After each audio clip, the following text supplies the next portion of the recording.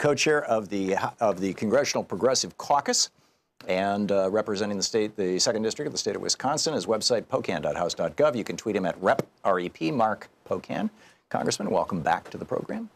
Hey, thanks, Tom. Glad to be here. Always great to have you with us. So, where to begin? Your thoughts on last night's State of the Union, please. Yeah, well, I'll take exception on one thing you said. I thought he read it somewhat like a sane person as opposed to what he normally does. So, and he showed that he can clap as well as any wind-up toy with two cymbals clapping. Yeah, he can definitely applaud himself. Yeah, we learned a few of those things, very self-congratulatory. But, this was...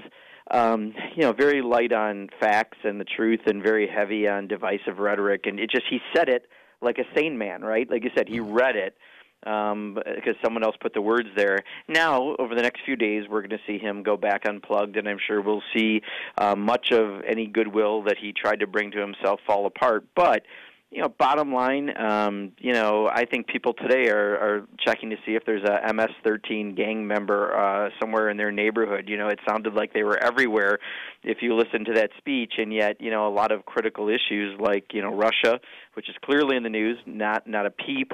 Opioids got seconds, and you go down and look at that speech.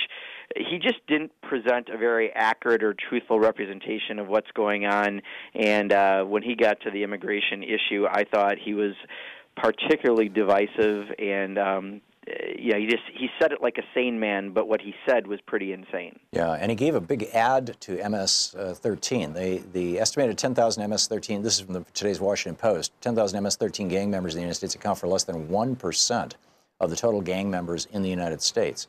And he just radically raised their profile just for political purposes. And there's a brilliant piece in the Washington Post today. I'm going to be ranting about it later in the program, but I commend it to you, about how MS-13 was created. And basically, we created it. It's just shocking. But anyway, what's on your mind? Is there anything that you wanted to discuss before we pick up calls, or do you want to just get right into the phones?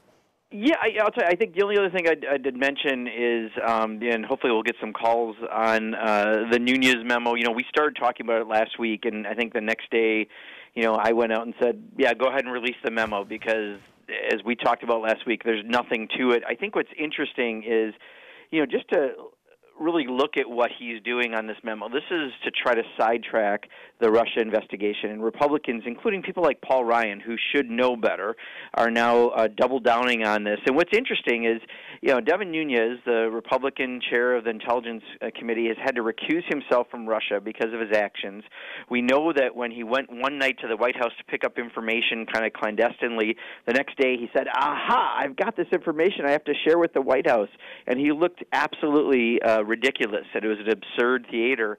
Well, now they've done it again. He's directed, so he's not recused himself, he's directed staff to write this memo that's just totally, off the charts crazy, just to try to somehow put some skepticism into what the investigation is doing.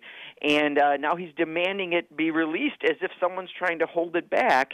And, the Democrats have only voted against it in the sense that if you put something out like this without the underlying information, which they have not shared with the FBI, the Department of Justice, even their Senate intelligence counterparts, it's just really irresponsible. It's like putting out, a bunch of non-truths without showing, where the information actually came from. So my only disagreement is I think the Dems should be just calling the bluff and saying, okay, yeah, release it. Of course we've got to do it properly, show it to the FBI, Department of Justice, let's make sure we have a counter memo to, show how ridiculous this is. But that, I think, is going to keep getting some legs because they need to get away from the Russia investigation. He didn't mention it last night, the president, and that, I think, is still alive. So I just wanted to bring that up because I know we started discussing it last week. Yeah, and I agree with you. I think it's just brilliant marketing, basically. I mean, like, you could write a memo suggesting that, everybody in the country should have Medicare for, Medicare for all or something, or whatever, And if you just kind of leaked it to the press or held a press conference, it would happen and then it would be over.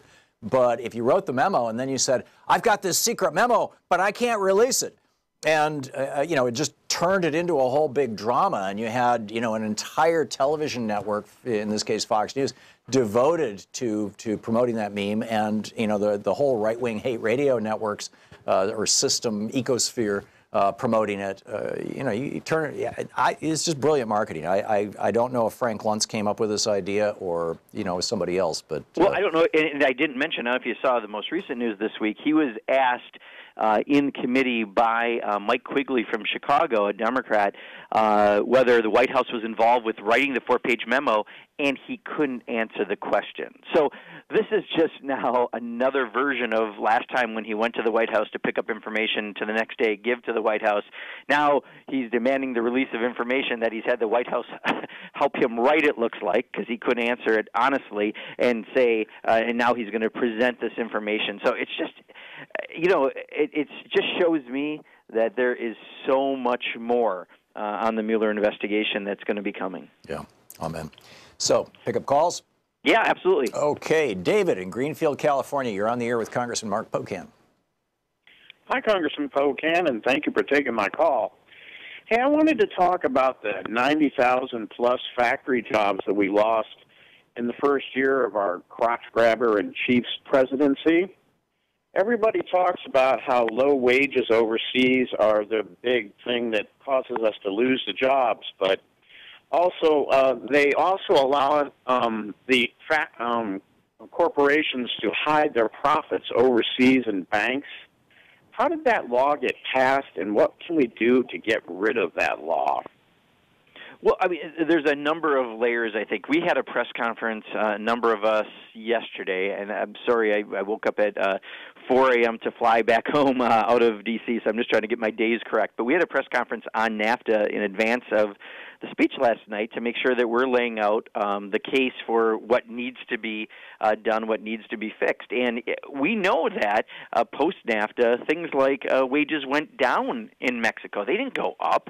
They went down. That was an incentive for even more manufacturing jobs to leave. And then in the tax bill that they passed in December, there's another incentive with a lower tax rate that, again, encourages people to have jobs overseas rather than here in America. And I can tell you, in my state of Wisconsin, we had a lot of manufacturing jobs, and we lost a lot of those jobs, including 14,000 auto manufacturing jobs in my hometown of Kenosha, and 7,000 jobs, auto manufacturers, and another couple thousand more auto part manufacturers in Janesville, in Paul Ryan's hometown, because of these bad trade deals and other bad actions that they've done. So, what they're saying completely is not true around this issue. He's acting like jobs are coming back. We're still getting all the reports of jobs leaving, and they've done even further incentives to have those jobs go overseas. And we just have to make sure we get the facts out there, because, again, last night he read a nice fairy tale, but it didn't have a lot to do with reality.